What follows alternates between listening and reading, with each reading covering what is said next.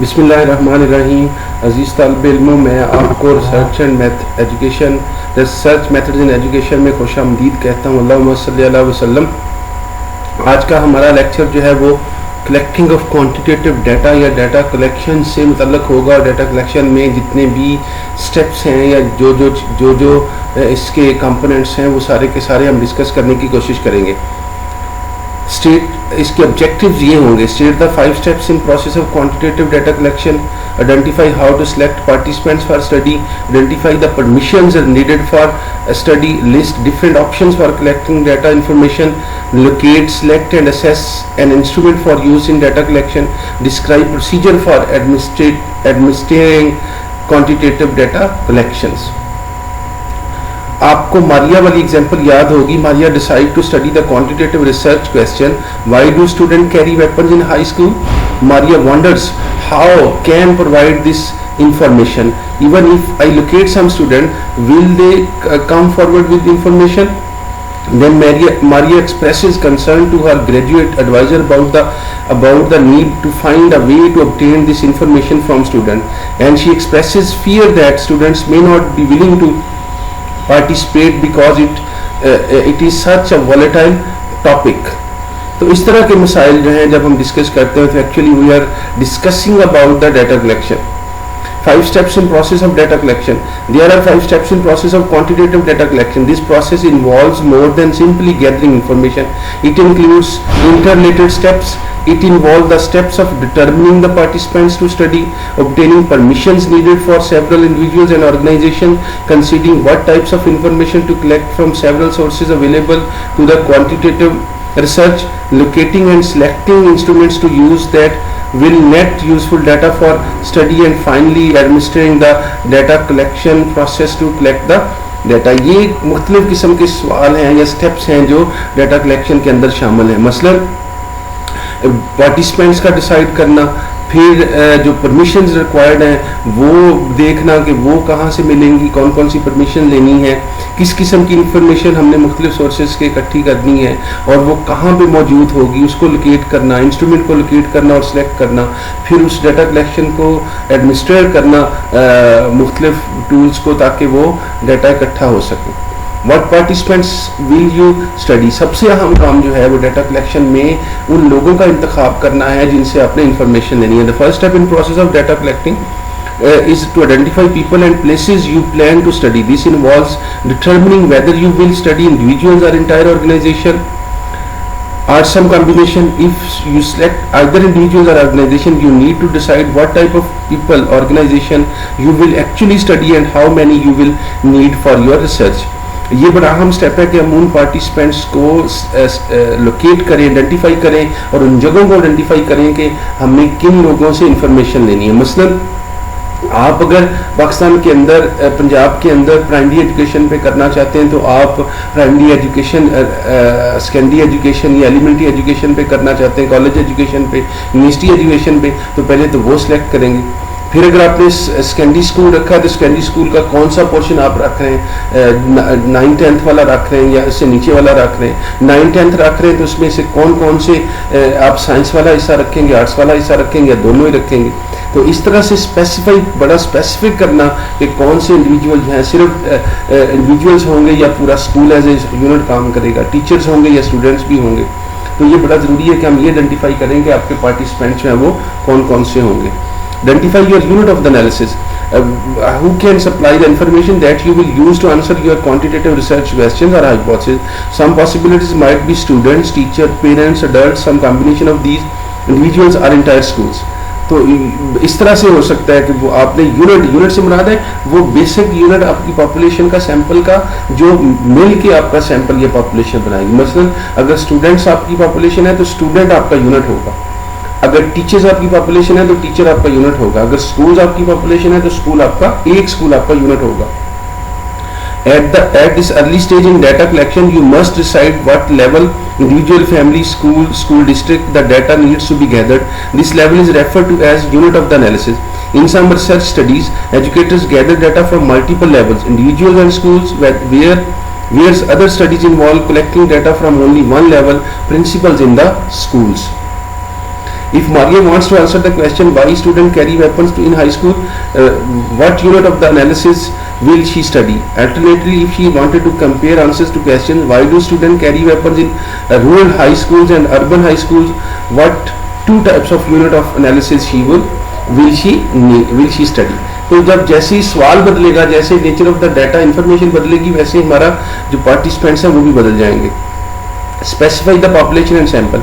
A more advanced research process is to select individuals or schools who are representative of all entire group of individuals or schools. हम as a whole ही लेते हैं population को. अगर हम teacher भी लेंगे तो हम पर स्कूल ही ले लेते हैं, तो हमारे लिए आसानी रह जाती है. स्टूडेंट्स भी लेंगे तो पर स्कूल या पर क्लास हम ले लेते हैं ताकि उसका यूनिट बनाना हमारे लिए आसान हो जाए और वो हमारा सैंपल रिप्रेजेंटेटिव हो जाए. Representative refers to the selection of the individuals from a simple sample of population such as the individuals selected are typical of the population under study, enabling you to draw conclusions from the sample about the population as a whole. Representative का मतलब है जितने लोगों को आपने शामिल करना है वो सारे के सारे उसके अंदर प्रोपोर्शनल से लिहाज से भी और जेंडर के लिहाज से भी, रीजन के लिहाज से भी, ये जितनी आपने उसके लेवल रखे वो सारे के सारे उसके अंदर मौजूद हों. Population is a group of individuals who have the same characteristics. For example, all teachers would make the population of the teachers, and all high school administrators in a school district would comprise the population of the administrator. As these examples illustrate, population can be small or large. You need to decide what group you would like to study. In practice, quantitative researchers sample from the list and people available a target population. Target population or sampling frame is a group of the individuals or a group of organization with some common defining characteristic that the researcher can identify and study. हम teachers रख लेते हैं, तो teacher तो सारी हैं. अगर target population फिर होगी हमारे SST science teachers target population, हमारे ईएसटी टीचर्स, हमारे प्राइमरी टीचर्स, हमारे ईएससी टीचर्स. तो जो एक्चुअल जिससे इंफॉर्मेशन आपके जाके लेनी है वो टारगेट पॉपुलेशन कहलाएगी. A sample is a subgroup of the target population that researcher plans to study for generalizing about the target population. In an ideal situation, you can select a sample of individuals who are representative of the entire population. Alternatively, you might be able to study only biology teachers in two schools in the city. The first scenario presents rigorous systematic sampling called probability sampling, and the second unsystematic non-probability sampling. तो samples की मुख्तलिफ तरीके हैं. इसकी सादी सी पहचान ये है कि ये उस पॉपुलेशन का ही छोटा सा हिस्सा होता है लेकिन रिप्रेजेंटेटिव ऑफ द पॉपुलेशन होता है. इसके करैक्टरिस्टिक्स भी वही होते हैं जो किसी पॉपुलेशन के होते हैं. तो आप पूरी की पूरी पॉपुलेशन से सैंपल ले सकते हैं, वो प्रोबेबिलिटी सैंपलिंग कहलाएगी. और उस पॉपुलेशन में से कोई छोटा सा हिस्सा सेलेक्ट कर ले अपनी मर्जी से तो वो नॉन प्रोबेबिलिटी सैंपलिंग कहलाएगी. और ये दो बड़ी किस्में हैं सैंपलिंग की. Researchers decide which type of the sampling to use in their study based on such factors as the amount of rigor they seek for their studies, the characteristics of the target population and availability of the participants. जितनी हम study जो है वो regret हम रखना चाह रहे हैं, डेप्थ रखना चाह रहे हैं, हम जितनी उसमें ज़्यादा जो है वो इंफॉर्मेशन ज़्यादा से ज़्यादा लेना चाह रहे हैं तो उतना ही हमारी पॉपुलेशन और सैंपल जो है वो बड़ा और रिप्रेजेंटेटिव होता चले जाएगा. In probability sampling, the researcher selects individuals from the population who are representative of that population. This is the most rigorous form of the sampling in quantitative research because the investigators can claim that samples representative of the population and as such can make generalization to the population. Probability sampling means maximum numbers of the population जो है वो sample का हिस्सा बन जाए ताकि आप results को आसानी से जनरलाइज कर सकें और ये अच्छी किस्म है सैम्पलिंग की. इसके अंदर कौन कौन सी टाइप शामिल हैं प्रोबेबिलिटी के अंदर? Simple random sampling. The researcher selects participants or units such as schools for a sample so that any individual has an equal opportunity of being selected from the population. The intent of simple random sampling is to choose individual to be sampled who will be representative of the population. Any bias in the population will be equally distributed among the people chosen. Simple random का मतलब है कि हर बंदे के पास 50% chance है कि वो population में से आपके सैंपल का हिस्सा बन जाए. तो इसकी अहमियत ये है कि अगर कोई खूबियां मौजूद हैं पूरी पॉपुलेशन के अंदर तो वो भी सैंपल के अंदर आ जाए, अगर कोई बायसनेस मौजूद है तो वो भी इक्वली डिस्ट्रीब्यूट हो जाए सैंपल के अंदर. The typical procedure used in simple random sampling is to assign a number to each individual R site in the population and then use a random number table available in many statistics books to select the individuals or sites for sample. For this procedure, you need a list of members in the target population and number must be assigned to each individual. Simple random sampling के दो तरीके हो सकते हैं, एक है systematic simple random sampling और एक है simple random sampling. Simple random sampling में जैसे हम उसके काफ़ी सारे तरीके हैं, जैसे हम बाउल के अंदर पर्चियाँ डाल लेते हैं, जैसे हम व्हील घुमा लेते हैं, जैसे हम मुख्तलिफ मेंबर्स में से नाम जो है वो उठा लेते हैं. तो ये तो सिंपल रैंडम सैम्पल. सिस्टमेटिक में हम ये करते हैं कि पूरे मेंबर्स की एक लिस्ट पूरी सैंपल की बना लेते हैं पॉपुलेशन की और उसको नंबर असाइन कर लेते हैं. नंबर किसी जगह से भी असाइन किया जा सकता है, मसलन 1 से शुरू कर लें, 3 से शुरू कर लें, कोई आर्बिट्रेटरी पॉइंट लगा लें, मसलन 2 से शुरू करेंगे और इंटरवल साथ डिसाइड कर लें कि आपने पॉपुलेशन में से सैंपल कितना लेना है. मसलन आपने 2 से स्टार्ट किया है तो हर तीसरा बंदा अगर आपने रखना है तो 5 आपका, फिर 2 के बाद फिर अगर 2 का फर्क रखना है तो 4, 2, 4, 6, 8, 10 हो जाएगा. अगर 4 का फर्क रखना है तो 2 के बाद 2, 6, 10, 14 इस तरह से इंटरवल आ जाता जाएगा. अगर आपने 5 से शुरू किया और आप 5 का ही फर्क रखना चाह रहे हैं तो 5, 10, 15, 20 तो जिस मर्जी नंबर से शुरू कर लें, लेकिन जब आप नंबर्स ले लेंगे एक आरजी और फिर उसमें इंटरवल डिसाइड कर लेंगे तो फिर आप उसको ट्विस्ट नहीं कर सकेंगे. फिर जब तक आपका सैंपल नहीं पूरा हो जाता आप उसी नंबर्स के वक्फे के लिहाज से टिक लगाते जाएंगे अंटिल कि आपका सैंपल जो है वो पूरा हो जाए. सिस्टमेटिक सैम्पलिंग मैंने बता दी कि इसमें हम लिस्ट बना लेते हैं, लिस्ट बनाने के बाद उसको नंबर्स दे देते हैं टेबल के अंदर और हर उस जो वो nth वैल्यूज जो है उसको असाइन करते जाते हैं और अपना इसमें ज़ूम ये कर लिया जाता है कि आपके पास पूरी पॉपुलेशन की लिस्टें मौजूद हैं और उसको आपने नंबर्स देने हैं. अगला जो है वो है stratified sampling. Another type of the probability sampling is stratified sample sampling. In stratified sampling researcher stratify the population of some specific characteristics gender and then using simple random sampling sample from each subgroup stratum of the population, females and males. This guarantees that the sample will include specific characteristic that the researcher wants to include in the sample. Stratified से मुराद है कि हम पूरी population के मुख्तलिफ groups या स्टार्टा बना लेते हैं. मसलन मेल का एक स्टार्टा बना लेना, फीमेल का एक स्टार्टा बना लेना, रूरल बेस पे एक स्टार्टअप बना लेना, अर्बन बेस पे एक स्टार्टअप बना लेना, क्वालिफिकेशन की बुनियाद पे स्टार्टअप बना लेना. तो हम मुख्तलिफ किस्म के स्टार्टअप जो है वो बना लेते हैं और फिर हर स्टार्टअप से जो नंबर्स चाहिए वो उठा लेते हैं ताकि हमारा सैंपल जो है वो रिप्रेजेंटेटिव भी हो और वो उसके अंदर जो इनफ तादाद है वो भी मौजूद हो. A simple random sample from this population would like result in selection of the more males and females or maybe even no female.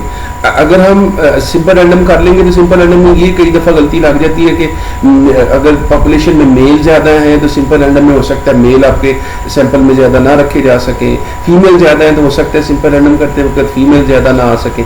तो स्ट्रैटिफाइड का फ़ायदा ये है कि फिर हर स्ट्रैटम से आप इक्वली फिर बंदे जो है वो सिलेक्ट करते हैं, कोई पोर्शन रहता नहीं है. In either case, the male views on question would be the dominant or exclusive views. To correct for this, researchers use stratified sampling. Stratification ensures that the stratum desired females will be represented in sample in proportion to the existence in the population. ये इसके कुछ फ़वाइद हैं. Stratification is also used when a simple random sampling procedure would yield fewer participants in specific category, male, female वगैरह. Then you need to for rigorous statistical analysis. Having few females in population, for example, would result in the likelihood of the randomly selecting only a few females. This second possibly result in having numbers too small to analyze statistically. तो stratification हमारे लिए अच्छा वो जो है sample पैदा करती है. The procedure for selecting stratified random sample consists of dividing the population by stratum, men and women, and sampling within each group in the stratum, women first and then men, so that the individuals selected are proportional to their representation in the total population. Let's look at an example of how this procedure is applied. तो इसमें मैंने बता दिया कि स्टार्टम बना लेते हैं, हर स्टार्टम से फिर हम वो जो जितना उसका प्रोपोर्शन बनता है उसके अकॉर्डिंगली हम इंडिविजुअल जो है वो निकाल लेते हैं.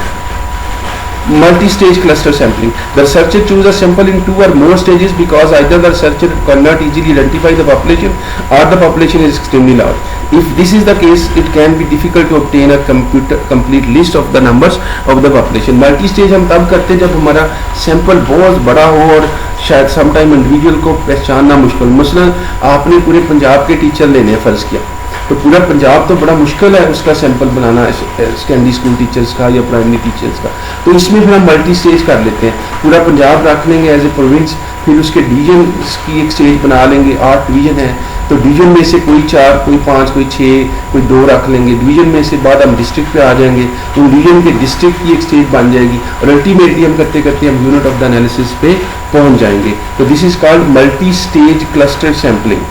For example, the population of all at-risk students in United States may be difficult to identify, but a researcher can obtain a list of the at-risk kids in selected school districts using multi-stage cluster sampling. The researcher randomly selects school districts in the Punjab and obtain a list of 9th class students in each of those school districts. तो मैंने example बता दिए कि किस तरह से आप multi stage जो है वो कर लेते हैं। Then the researcher randomly samples within each district. Breaking down the process like this makes it easier to identify groups and locates list. However, with several stages to the design, it is complex and highly dependent on characteristics of the population. इसका drawback ये जब हम stages पे जाते हैं तो sometimes stages overlap कर जाती हैं, कोई चीज़ें रह जाती हैं, पॉपुलेशन स्किप कर जाती है, तो थोड़ी सी कैरेक्टरिस्टिक डिफरेंट हो जाते हैं। इसमें केयरफुल होने की बहुत ज़्यादा ज़रूरत है। Non-probability sampling, that researchers select individuals because they are available, convenient and represent some characteristics investigator seeks to study. उसका probability का सैम्पलिंग की दूसरी किस्म है नॉन प्रोबेबिलिटी है। नॉन प्रोबेबिलिटी का मतलब है कि इसमें हम अपनी मर्जी से रिसर्चर सैंपल सेलेक्ट करता है, कन्वीनियंटली कर लेता है, या समटाइम मजबूरी होती है कि हमें खास किस्म से लोगों से इंफॉर्मेशन नहीं है, उसके अलावा हम दूसरा ले नहीं सकते, तो फिर हमें नॉन प्रोबेबिलिटी सैम्पलिंग जो रखनी पड़ती है। In some situations, you may need to involve participants who volunteer and who agree to be studied. Further, you may not interested in generalized finding to population, but only in describing all small groups of the participants. Sometimes हमें result generalise करने की जरूरत नहीं पड़ती, हमने सिर्फ खास तबके छोटे से ग्रुप के लिए रिसर्च करनी है और उसी को रिजल्ट दे देने, तो देन हम नॉन प्रोबेबिलिटी सैम्पलिंग इस्तेमाल करते हैं। इनकन्वीनियंट सैम्पलिंग का रिसर्चर्स, ये उसकी कुछ टाइप्स हैं, जिसमें सबसे पहली कन्वीनियंट सैम्पलिंग है। The researcher selects participants because they are willing and available to study. In this case, the researcher cannot say with confidence that the individuals are representative of the population. However, the sample can provide useful information for answering questions and hypotheses.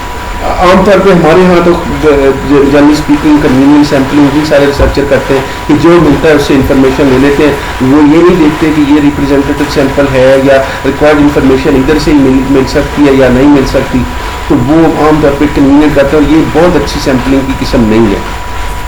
Snowball, in alternative convenient snowball sampling is snowball sampling. In snowball, the researchers ask participants to identify others to become members of the sample. For example, you might send surveys to the school participant and ask them the student forward copies to the principal of school in the school district. This principal then become members of the sample. Snowball से मुराद है एक number आप identify कर लेते हैं, वो अगले को आइडेंटिफाई, अगले को जैसे स्नोबॉल की बॉल लुढ़क दी जाती है और उसके साथ बर्फ चिमट दी जाती है, तो वैसे इसके अंदर भी पूरा सैंपल आइडेंटिफाई हो जाता है।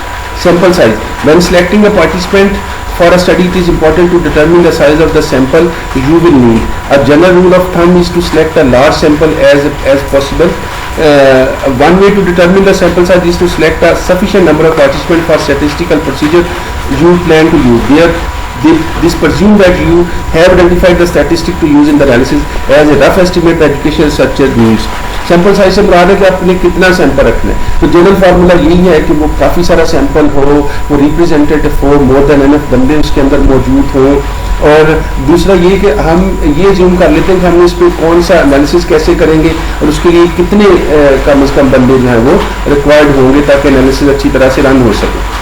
Approximately 50 participants in each group in an experiment. Experimental study में फर्ज किया तो 15 लोग अगर हैं तो आपका ग्रुप काफ़ी है सैंपल का। Approximately 30% for a correlational study that list variable, अगर आपकी कोरिलेशन स्टडी है तो 30 लोग काफ़ी हैं। Approximately 350 individual for a survey study, but this size will very depending on the several factor. लेकिन ये कोई हार्ड एंड फास्ट फार्मूला नहीं है, बल्कि ये वेरी करता है कि साइज पॉपुलेशन कितनी बड़ी और उसका सैंपल आपने कितना बड़ा रखना है। Sample size formulas provide the means for calculating the size of your sample based on several factors. Use of the formula takes the guesswork out of the determining the number of the individual to study and provides a precise estimate of the sample size. The formula take into consideration several factors important to determine sample size, such as confidence in the statistical test, sampling error. Further, you need not calculate the sample size using a formula. With a minimum information, you can identify the sample size using tables, variable to research है.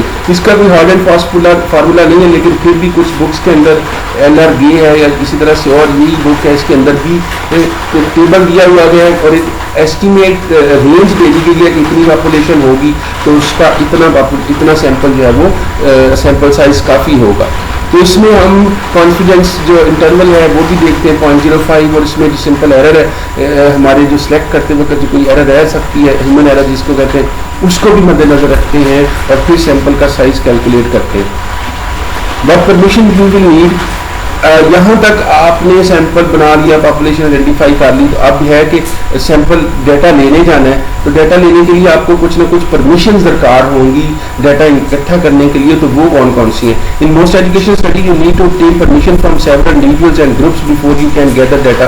Permission may be required from institution or organization, school and district, specific sites, the secondary school, a participant or group of participants, parents of the participant, 10th graded parents, the campus on which you conduct research, permission from your university or college institution, review board वगैरह. तो ये कुछ permissions हैं. जैसे अपने district में data इकट्ठा करना है तो लाजमी आपको DO स्कैन DCO से डाटा लेना पड़ेगा. समटाइम सेक्रेटरी स्कूल से रिटन में परमिशन लें हमेशा, वर्बल ना हो. समटाइम ऐसे हालात पैदा हो जाते हैं, रिटर्न परमिशन जो है वो जरूरी ख्याल की जाती है, उसके बगैर काम चलता नहीं है. तो रिटर्न में परमिशन लें और इस तरह की परमिशन जो है वो आप के लिए लेना जरूरी है. ऑब्टेन इन्फॉर्म कंसेंट, रिटर्न में मैंने बता दिया, इन्फॉर्म हो, लिखा हुआ हो, ब्लैक एंड वाइट में डॉक्यूमेंट हो तो फिर आगे जाएं. उसके अलावा आप स्कूलों के अंदर ना जाएं.